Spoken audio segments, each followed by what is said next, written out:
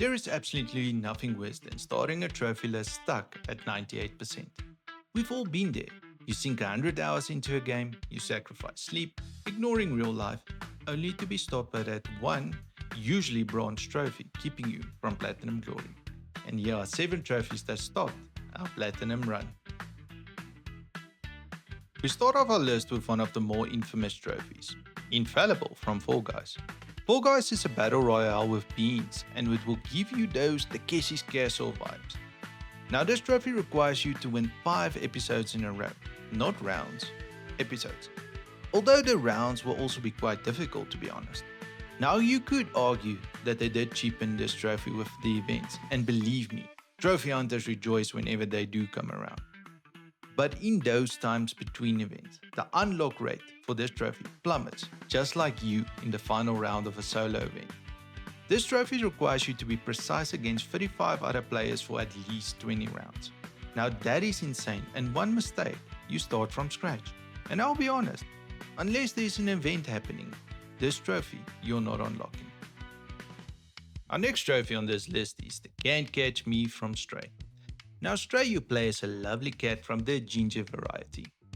But why is it always the orange ones? This trophy requires you to escape the first Zerg encounter without being caught by these weird little creatures. Now this trophy is extremely frustrating as they act randomly. Yes, there are set paths that you can take, but if the Zerg spawns there and the one jumps randomly, there you have to start over. The reason I chose this trophy as compared to the rest of the list, this one is an insane spike in difficulty. The randomness of how the Zerg lunges and one little mistake and you have to start over. You can have the one perfect run the first time, or you could have 100 runs where those little buggers catch your cat every time. And all I wanted to do is scratch some furniture. Ah yes, Skyrim, the least buggiest game of all time. Right, Todd? The trophy we're discussing is none other than Oblivion Walker. Now this is a more of a personal tale and actually the inspiration for this list. Now because this trophy has a bug where the Mask of Clavicus Vial does not count for this trophy, because, Todd, you can actually Todd your way into getting 2 Daedric artifacts from the quest given by her sign. Now the mistake I made was this. I forgot to speak to her sign outside and this was on hour 10 of my playthrough. When I finished both Thea's quest on hour 50 and the trophy did not pop, I just wanted to give up. Now you can also get Oriel's bow from the Dawn Guard DLC, but I just had seriously considered just stopping my run right there. And luckily after a few times I went back and spoke to her son and unlocked the trophy in the meantime.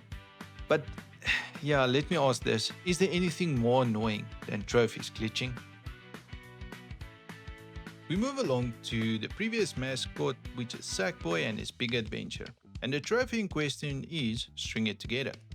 Now we have the Knitted Night trials and expect you to do a gold rating on its ultimate trial.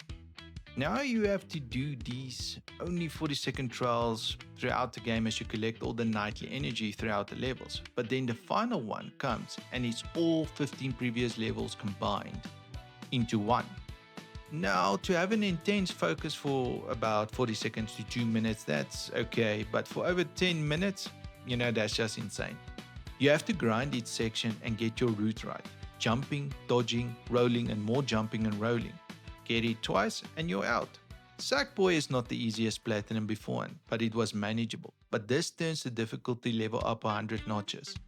We all love this game, but unless you're going to put in the hours, you're not unlocking this platinum.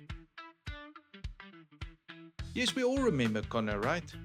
Well, we also wish we played his dad. In any case, here's one of the most boring trophies in all of gaming, the Extraordinary Man in Assassin's Creed 3. To unlock it, you have to complete the Encyclopedia of the Common Man. Now you have to record everyone's task with L1 while walking around the homestead.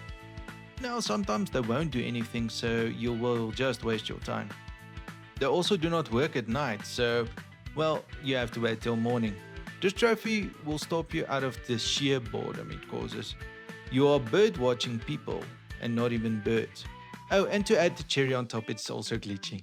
Yes, sometimes it won't record the task, or it will show the task is recorded while it wasn't recorded, or it will show the task is not recorded but it was. Yes, fun times. Bloating games with unnecessary fluff, a Ubisoft special. Ni no Kuni is one of the most beautiful games ever made. It's done by Studio Ghibli and personally for me, my favorite game of the PS3 era. However, the next trophy is one of the most tedious and most unnecessary grinds I've ever done. The Mad Scientist trophy unlocks once you have unlocked 120 alchemy recipes. Now this doesn't sound so bad and for most part it's not. However, you will need to grind for items called the Collider Stones and Scroll of Truths. And this is where it turns into orangey hell. You have to grind for these from the Bedraggle and the Dragon Muffins and hope you get these items as both these familiars are rare spawns.